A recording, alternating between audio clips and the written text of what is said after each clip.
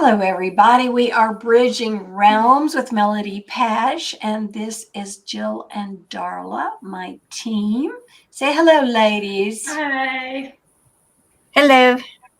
And we are going to share a Hello. dream today about, well, it's kind of about baseball. It's not really about baseball, but it's going to be a dream called, what is that dream called? Waiting for the baseball game to begin. So I'm going to go ahead and read through the dream. It's a very interesting dream because you've got lots of elements in it. They don't all tie together. So it's a bit of a kind of a fun little enigma. So we'll see what God is saying in this, but it is a good one. It's just kind of packed with lots of random stuff. So, all righty. The dreamer says, I dreamed I went to Ben's baseball game in Shawnee, Oklahoma. I was sitting in the stands. I was putting on makeup in my seat, getting ready for the game. I seemed to really be applying a lot of blush. There was really applying blush. I was on the right hand side of the bleachers and thought, maybe I need to be more toward the center of the stands to see better. So she's rethinking her positioning here. I see a car in front of me backing into water near the right side of the field. Two young women fall in along with the car. They all fall into the lake. They seem to swim fine, so I don't have to rescue them. They ask where dry land is, and I point where it is. They seem to be fine.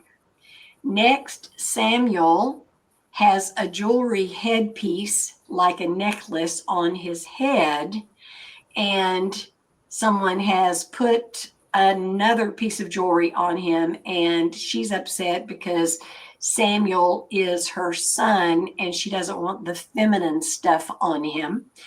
I motion for my husband to come over and tell him that I don't like what they're doing to Samuel. The baseball team we were playing was in opposition to our team, which is called the Christians. The opposition had been horrifically murdering Christians. This is something that the dreamer is aware of and had seen in a vision in the dream by beheading and chopping them up.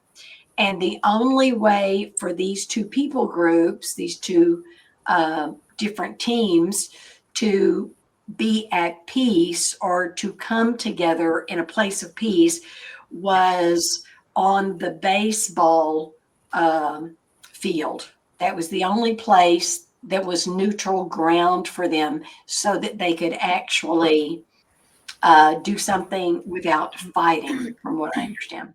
Okay, so let's start back at the beginning. So she dreams that she goes to Ben's baseball game and she's sitting in the stands waiting for the game to start. And she's putting on her makeup in her seat, getting ready. So she's getting prepared. I seem to really be applying blush. I was on the right side and thought, maybe I should move more towards the center of the stands so that I can see better or have better perspective. So she's thinking about repositioning. Okay. All right. So she's waiting for the event to begin, which is a sporting event. And the teams are Christians and the opposition to Christians. She's putting on her makeup, but she's highlighting and emphasizing that she was putting blush on. And then she's thinking about moving from the right side to more of the center for repositioning for better access, better viewing. All right, ladies, what do you think?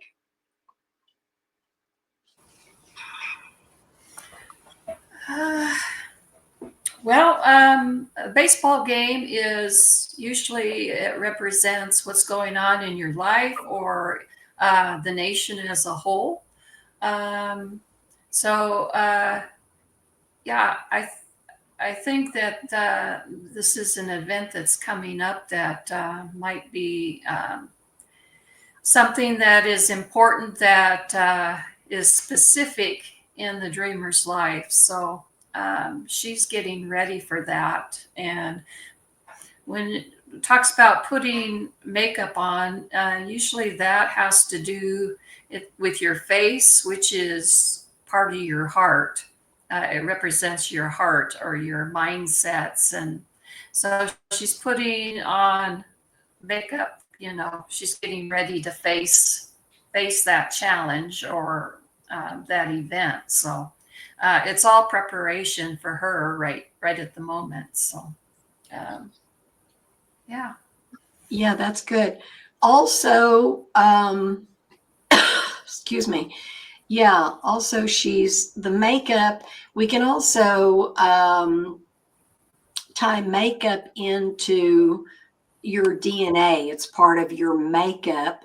So a play on words, and she's in her seat, but she's preparing, as you said, Jill, she's preparing for this event or this challenge.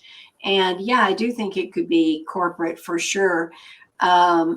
She emphasizes that she was putting on the blush, which typically is, a blush.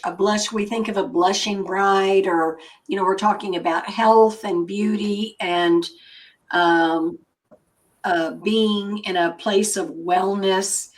And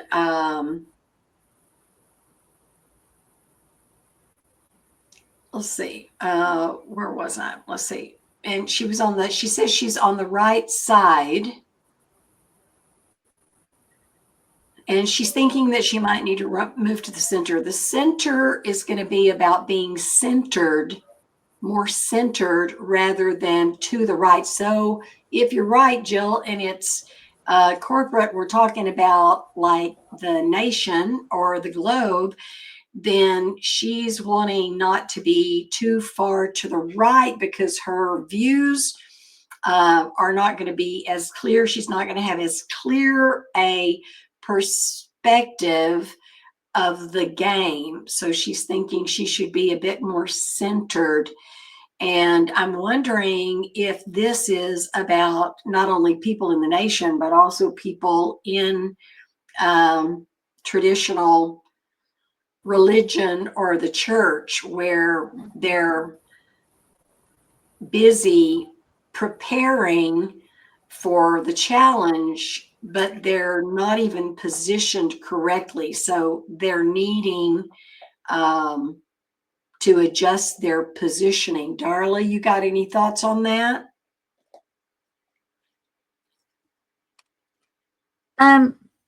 It just occurred to me as you were talking baseball. Does it matter that it's a baseball diamond? Does diamond play into the foundation? Well, the diamond is the logistics of the game. They call it a baseball field, so we're probably talking more about in a field, because she never really talks about the plays of the game. She never really goes into the game. It's like she's there before the game begins. So if we're listening to what the dreamer's saying, we're talking more about, again, the field, because she's talking about, I wonder if I should be more in the center so that I can see the whole field rather than be so far to the right.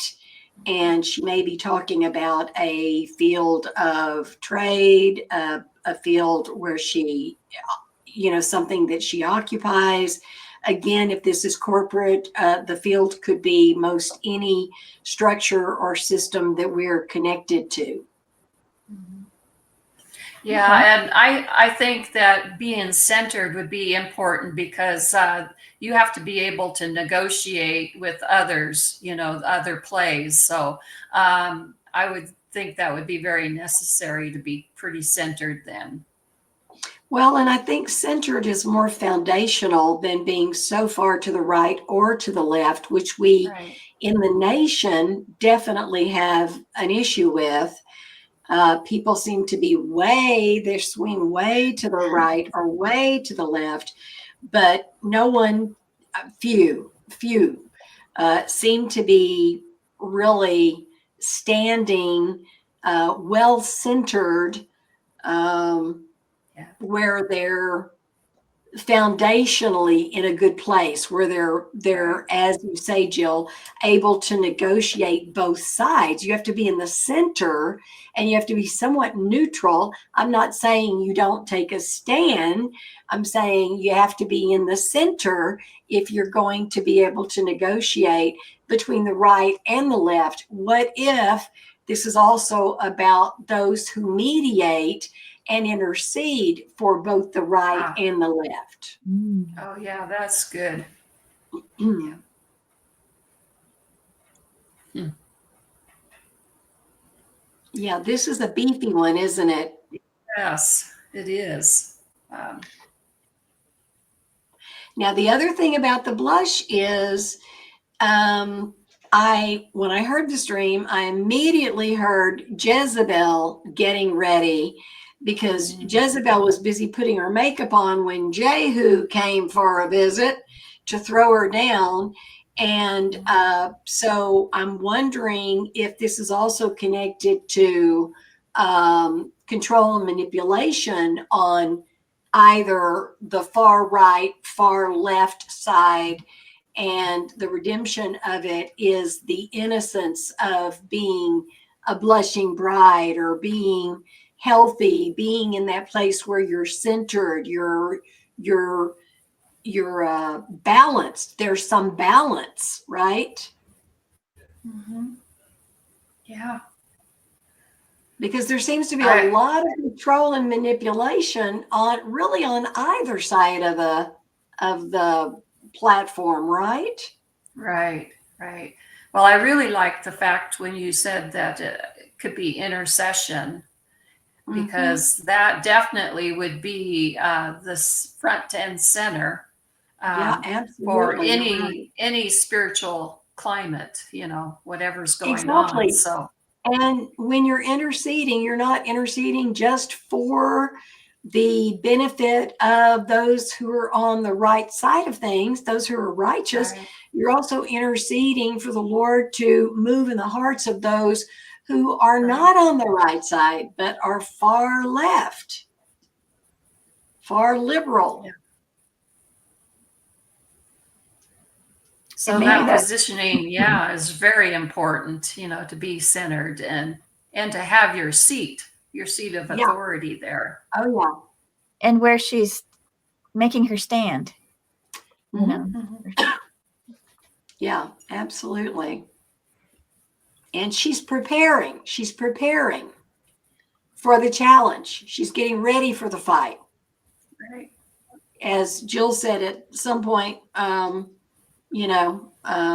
reminded her of, getting ready for the battle, like putting your war paint on or something, but getting ready for the battle. But she's preparing for the battle, preparing for the fight.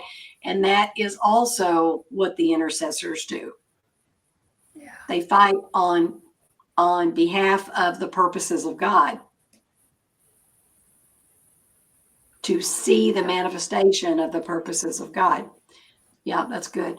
Okay, so then she says, I see a car in front of me backing into water, like into the lake, near the right side of the field. Now we're still talking about the right side of the field, which the Mm. right side is also the natural side of things. And the left side is more the spiritual side of things as well. But we're looking at this, in multiple ways because God is multifaceted and he's good at multitasking. So he's getting things done on lots of levels here. That's why it's so beefy. Then two women fall in to the lake along with the car. They're backing into the lake, and then they fall in with the car. They seem to swim fine. Listen to what the dreamer says. The dreamer says, so I didn't have to rescue them. They ask where dry land is, and I point where the land is, and they are fine.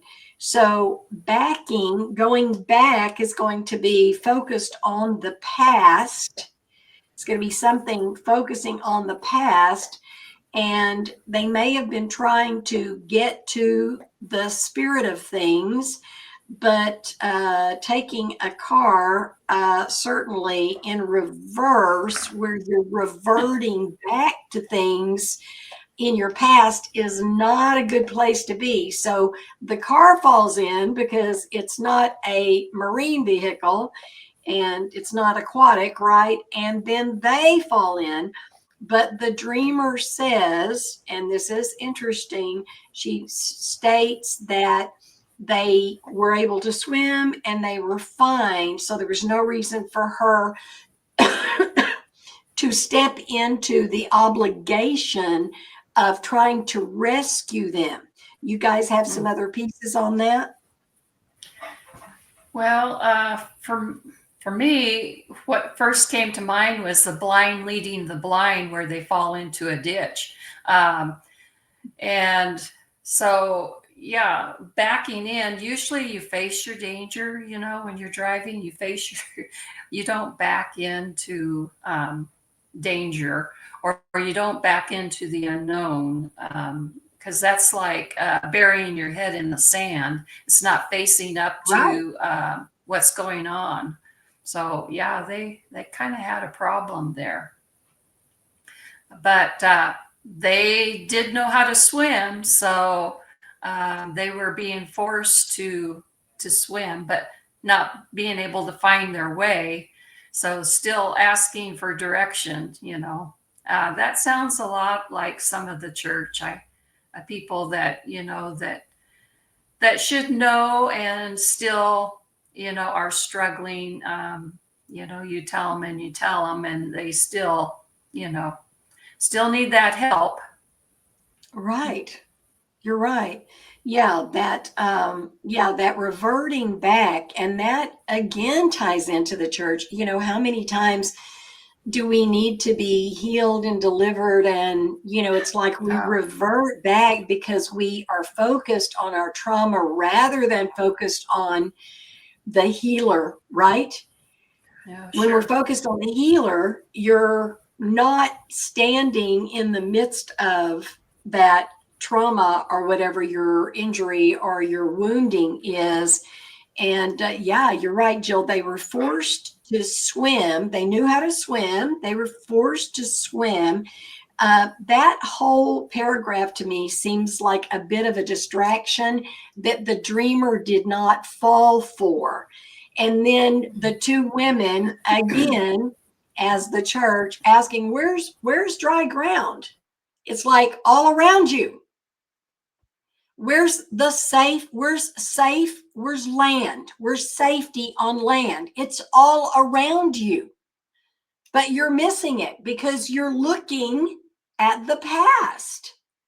Maybe that reverting is looking at regret and remorse, shame from the past, things that they cannot get their focus off of. And it just causes them to be flighty. But that's the way some people are in the church. Some people are they want to preach to you, but they can't show you how to get free because they themselves are yet not free.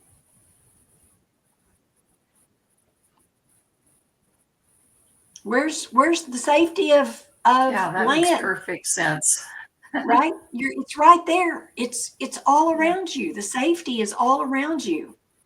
The land is all around you.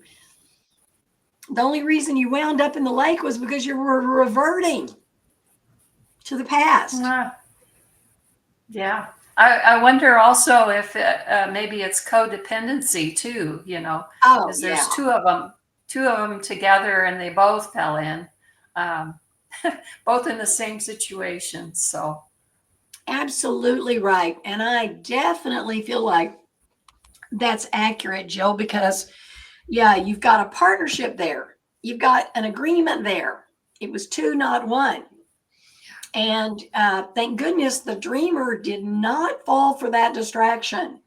So those two women might have even been a familiar spirit, from the generational line, that codependence in the generational line that needs to be dealt with, and has been so strong in the past. And she did a great job because she did not fall for, oh gosh, I got to go rescue them, because she's not in the middle or in the agreement of that codependence. Praise God.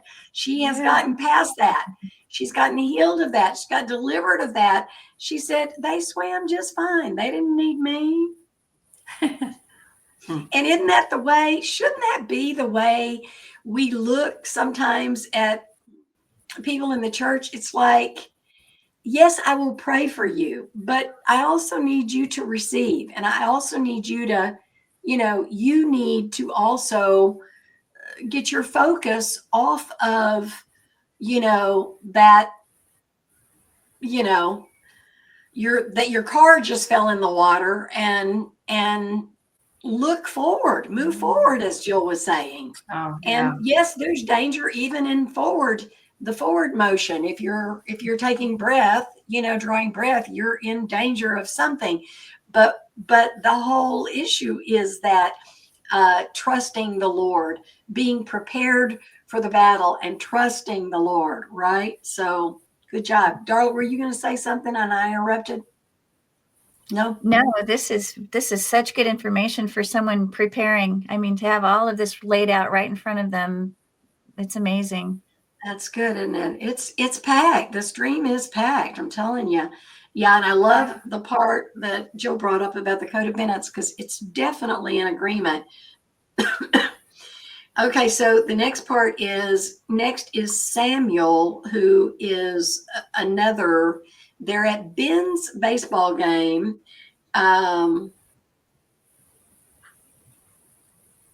Okay, doesn't Benjamin mean right hand of God?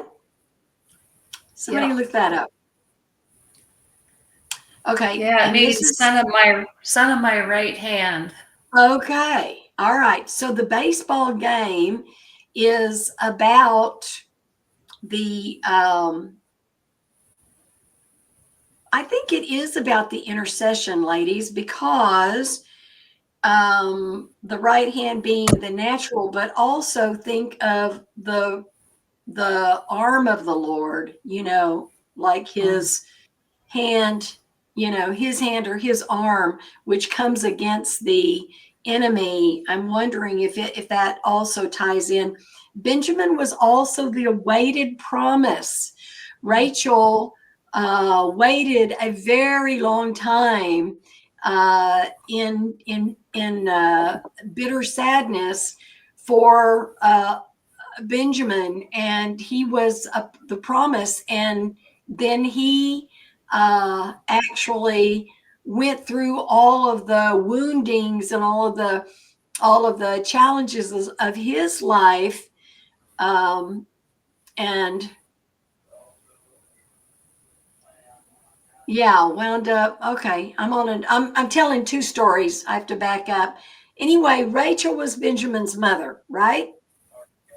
Benjamin was the youngest of, yes, Yes. Reuben. Joseph. Yes. Joseph and Benjamin. Yeah, and wasn't Reuben their father? So I'm in the right place. I'm in the right place. Okay. So Reuben's he their was brother. Reuben's not their father. Jacob is their father. Jacob. Yeah. Jacob is their father. Thank you.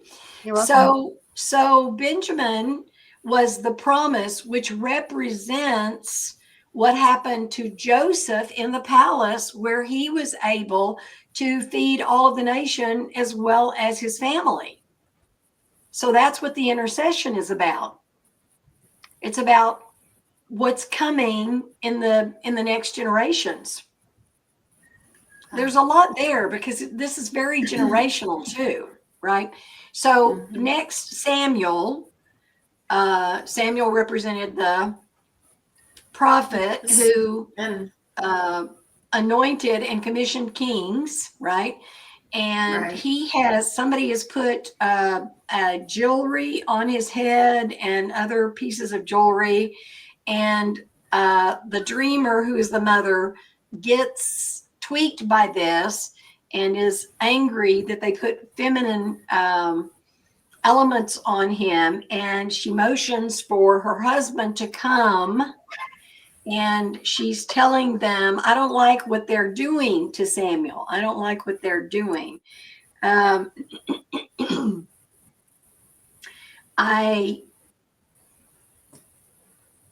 feel like husband is, husband could be Jesus here, but she's worried about her son, Samuel, that prophetic gifting, because of a false identity, which she sees as a false identity being placed upon him, right? But if this is corporate and we're talking even nationally, then it could tie into the sort of the forcing of the transgenderism and that kind of thing, which definitely makes sense. But I'm wondering too if the redemption of that, because the Lord calls us living stones and we are gems. We are gems. So I'm wondering if those gems were not about an attempt to, or at least the redemption of it is not an attempt to make Samuel confused about his identity and his prophetic gifting, as much as it was an honoring with the gems, which are the gifts, the other gifts from God. So I'm wondering if it's about more gifts, and she was responding in what she knows, right? Intellectually, what she knows. What do you guys think about that?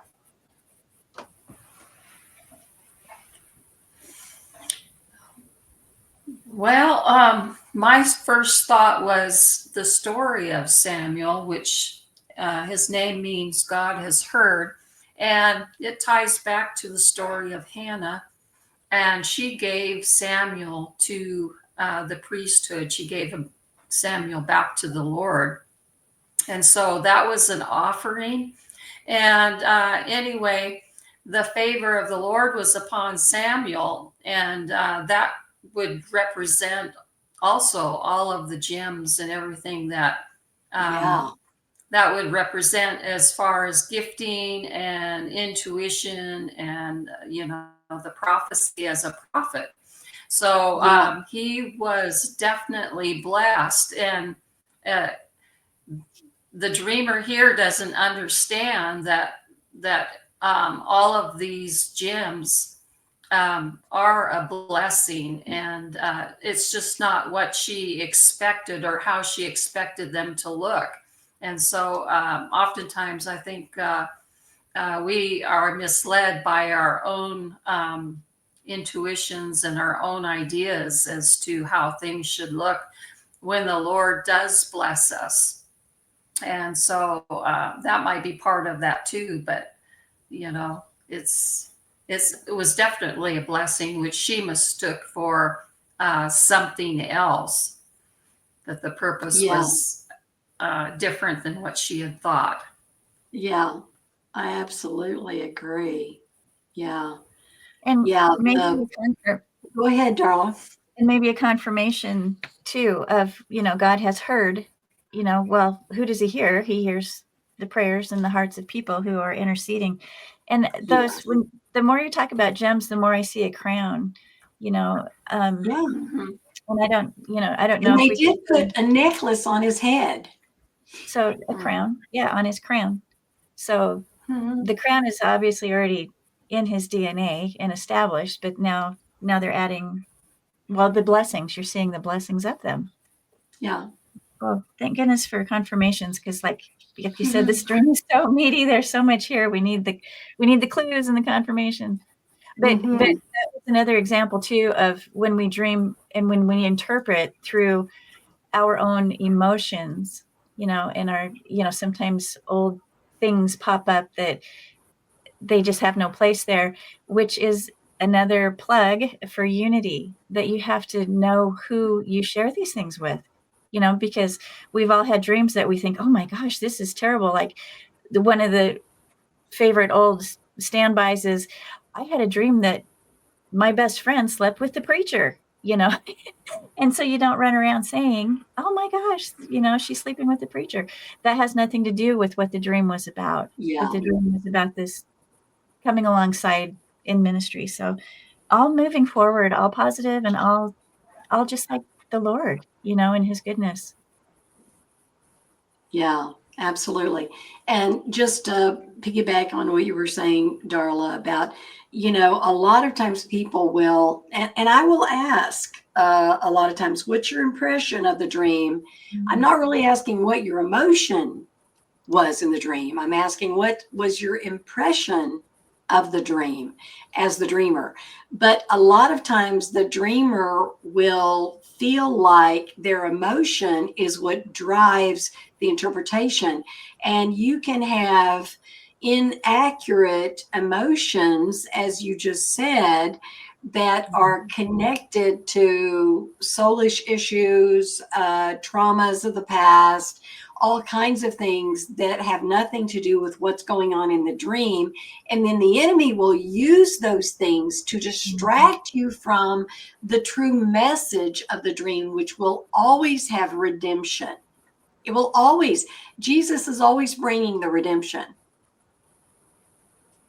Yeah, that is so good. That's such a good point. And people really need, and we might even want to do a podcast just on that subject, because that is something that people have a hard time letting go of, what their emotions are in the dream. And I understand it colors the way you look at things. Sometimes you have to, let it go for a little while and go back to it, because you do have emotions and triggers that are connected to it.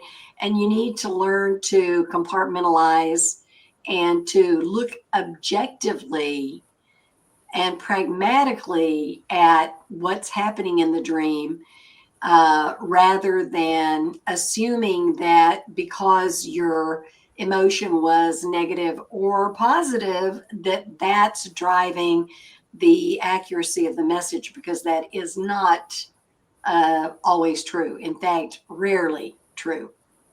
Rarely true. Okay, so then the baseball team they were playing was in opposition to their team. The home team was called the Christians, and the opposition had been horrifically murdering Christians. In other words, whatever the name of the opposing team was, in a vision, the dreamer sees that they had literally been murdering and beheading Christians. So the only way, she says, the only way they operated neutrally or in peace and civility was when they were on the baseball field during a baseball game.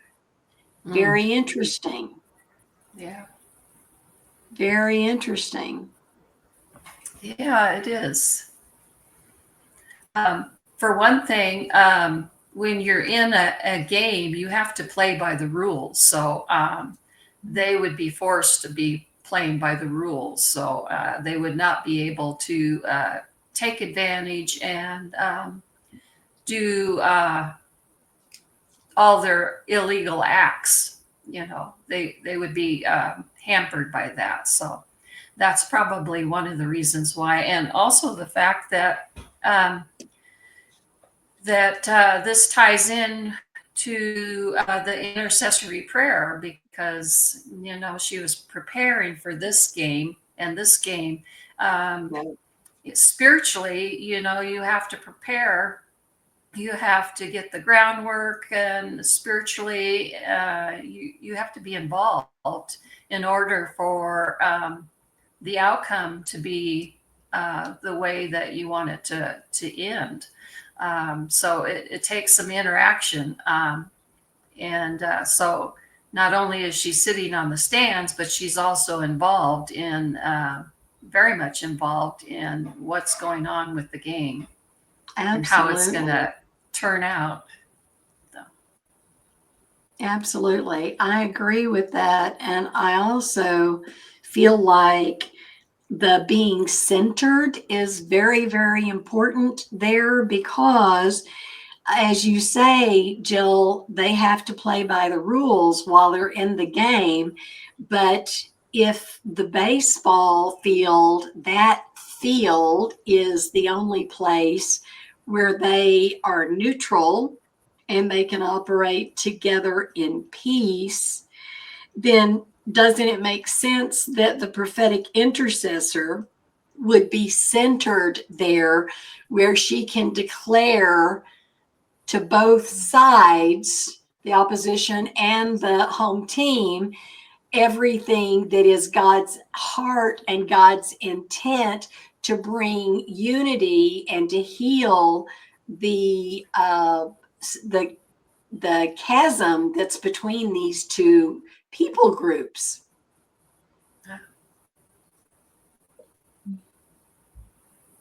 That is really a good dream. Yeah.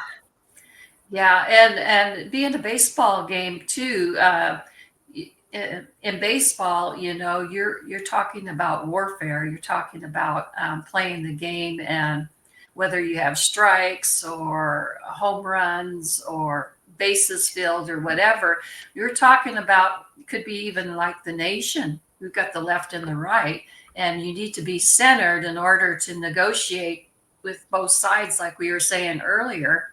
Absolutely. So it'd be really important that the game is played fairly, and in order to do that, you've got to enforce those rules. So Right, and you can only. Yeah, and isn't that what the prophetic intercessor does? Sorry, didn't mean to interrupt. No, that's fine. That reminds me of people like, say, Charlie Kirk, and some of those people who actually talk to like sort of both sides of the row. He goes to like university campuses and he talks to people on the right and on the left. But he just listens. He listens, but he also speaks out very strongly truth. And truth is what brings change to the heart of those that oppose righteousness. It's only truth, which is why they have to be led by Holy Spirit, which is all truth, right? So yeah, you would have to be centered and be able to enforce. You're absolutely right. That prophetic intercessor is busy, and she's also a watchman. So she's busy, declaring to both sides God's heart and intention for them, so that they can be healed, and so that unity in the nation could happen, because we are definitely still at the moment split down the middle, aren't we? Yeah. Yep, that's good.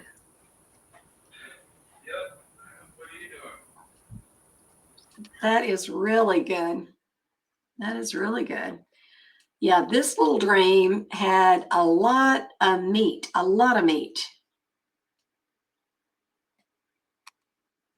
And you think about the opposition murdering the Christians. Christianity has so much, and just conservatism has so much opposition right now in the nation, where people are going after them for just it's rage, it's outrage. because they're so angry about what's going on and about the righteousness that they're seeing in the operation and the things that are going on in the nation. And finally, some things are getting dealt with. And yeah, the opposition is really upset about that. So they want to kill everybody. They're angry about that. They want to kill everybody and get rid of them. Yeah, that is really good. Such a good dream. Yeah, and You they guys, they really don't mind saying what their intentions are either. They use the slander, but they also talk about taking them out. And that's pretty bold speaking. I mean, that's the intent of the heart, and that's really coming to the forefront. So it's a pretty serious game that we are in. yeah, Because it affects our future generations. So it's really important that we have people in the stand that are centered and that are interceding uh, for the future generations, and also our immediate future, because there is change happening right along. yeah, yeah. And you're right about the enforcement. If the church doesn't start standing, being in the stance, being in the game, even, and enforcing what's going on, what's kingdom, for the earth, we're going to continue just as we have, which is, sort of that oblivion where a lot of the traditional body of Christ has been, our traditional religion has been a bit sleepy, on the sleepy side, and missing some things. But it is the Lord gave us all power and authority in the earth. So it is our obligation, our responsibility to take care of and to enforce His desires and His purposes in the earth. That's our job. It's our job. So I love that she was thinking that she had to have a better perspective, being centered. That was so good. There's just so much here. I'm looking back through, and there's so much here. And even the necklace on Samuel's head, the necklace is about your will. It's about your will. But it was placed upon his head, which, as you said, Darla, was like placing a crown upon his head, because that was authority. That is authority. Yeah, that's also your mindset too. So you got to Absolutely. have that kingdom mindset. That is absolutely true. I love this. I love this dream. This is a good one for sure. You guys have any other thoughts on this? There's so much. It's like the more you look at it, the more you can see. But there's a lot here, isn't there? Yeah, and what about, she saw beheadings. The head, we know you can't live without your head, no matter what kind of system you are. Right. So the head of us is Jesus Christ the righteous. Not that obviously there are martyrs that have lost their heads, but He died and rose again, and gave us that redeemed life. So like you were mentioning, the different layers that, personally, nobody wants to lose their head, for goodness sakes, but everyone who did is redeemed. But the system, if the system's head is gone, and then to go even farther and chop it up, that's like so overkill. Sorry, overdone. Well, I do want to interject that, and I'm not playing devil's advocate here. Maybe I'm playing angel's advocate. I don't know. But, it might not be a horrible thing that the headship of the religious system Ooh. was being removed, because it has not been a copacetic system. It's been very nasty in a lot of ways. It's been very bad. I mean, we think back through history in Christianity. Think about the Crusades. The Christians were beheading and hanging people who refused to be Christians. I mean, that is not the way Jesus worked. So that headship and authority coming off of an old religious structure, it's probably there's probably some redemption there, as you were saying, Darla. That's something that's so easy to lose sight of. Either it's pounded by ourselves in ourselves constantly, or the balance. There again, there goes the balance and the intercessory to not be totally, I don't know, critical, but yet remain clean. Our own mindsets, not to lose our mindsets, for goodness sakes, especially if we found that place of balance. Yeah. That righteousness and being submitted, in humility, to the Father. In that place of humility, he gives us the authority that we need to accomplish what is his heart in the earth. But we have to be on the right side of righteousness, and we have to be in that place of humility, because everything else is a bad alternative. It's not a good alternative. And so much of religion is, the negative religious community is so. It's like the two women in the codependence, again, going back to and even the layer of seeing Jezebel, because of putting on so much makeup, putting on so much blush, that control and manipulation has been so prevalent and I don't know about every denomination, but I'm sure it's every denomination, but we know from our own experience the control and manipulation of,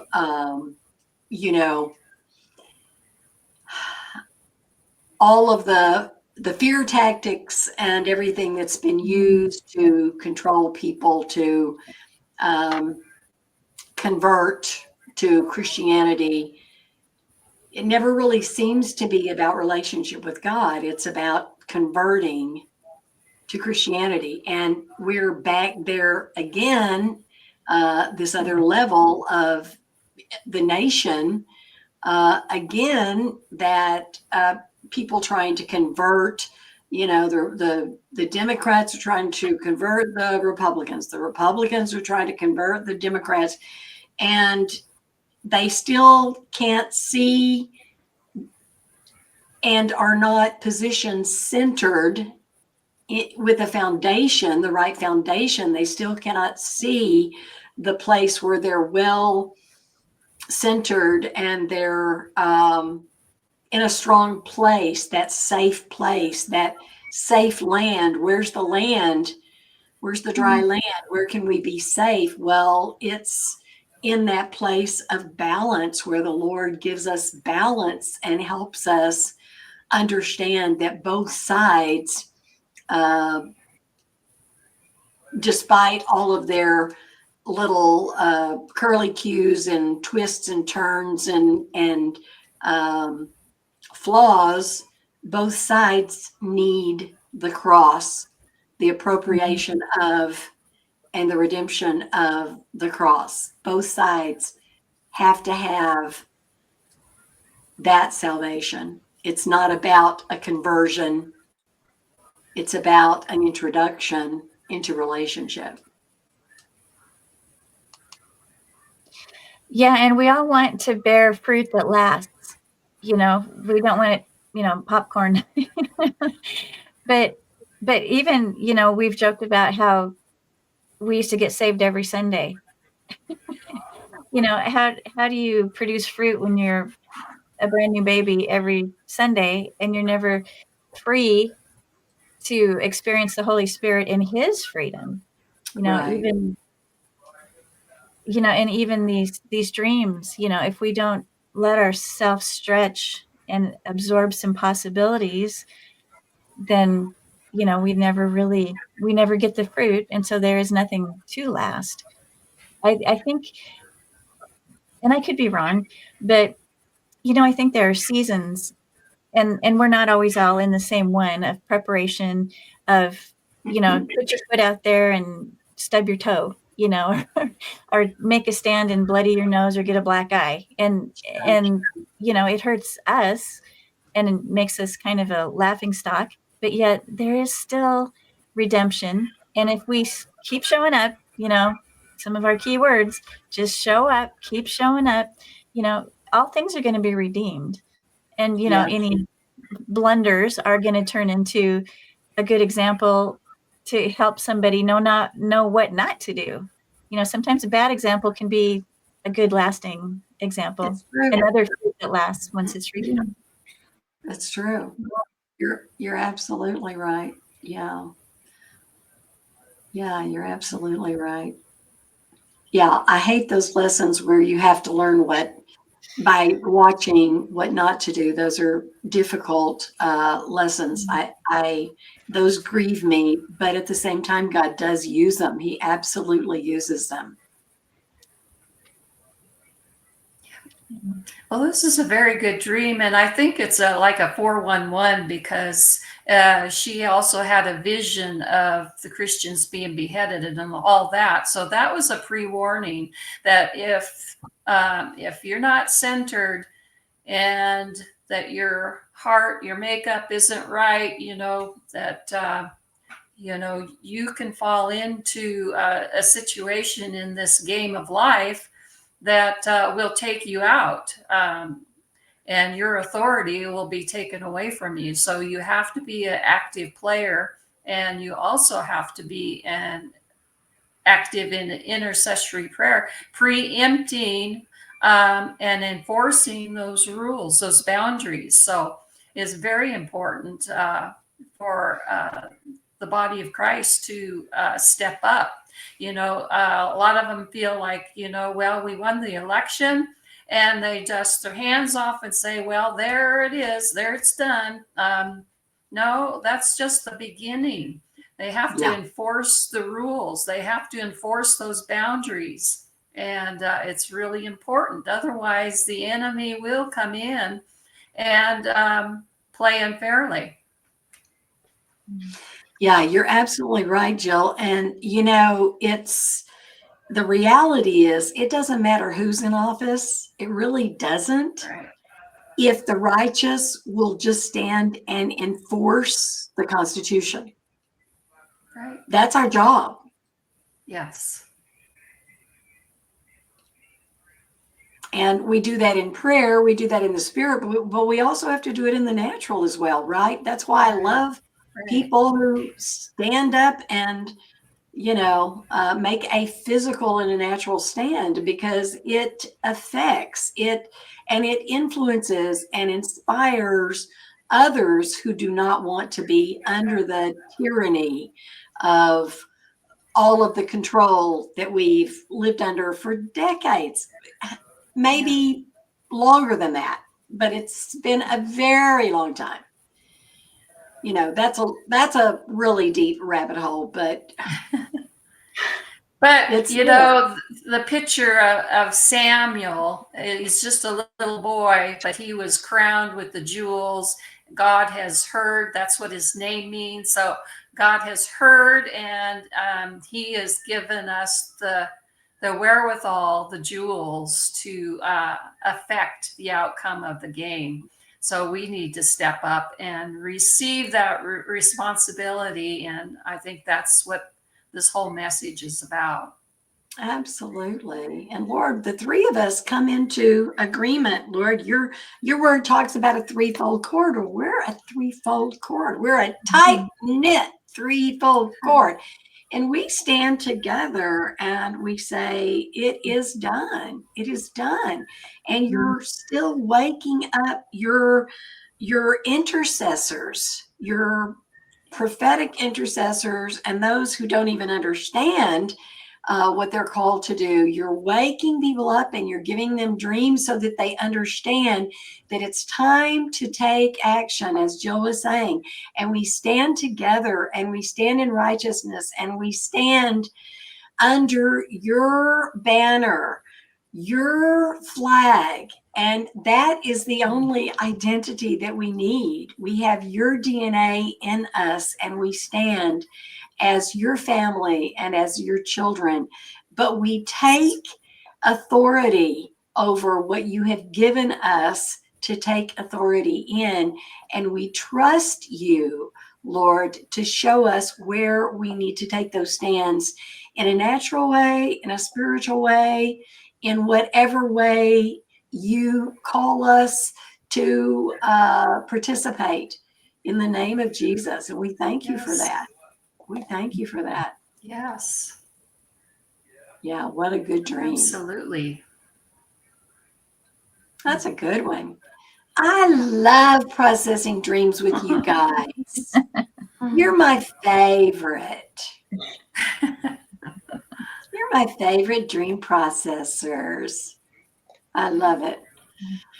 Well, if you guys don't have anything else, I'm gonna let you go. And thank everybody for being here and for watching. Please share, like, and subscribe so that you know when the three of us are on, because we are a strong threefold cord. And the Lord speaks through all of us, right? It's teamwork. No one person gets to do it all. It's called teamwork. And we love the team. We love team. And we love what God has knit together and the way he knits our hearts so strongly together. What an honor to be in the presence of these two lovely women. I don't say it enough, but what an honor. And I love it. So we will see you guys next time. And we thank you for being here. Amen. Bye.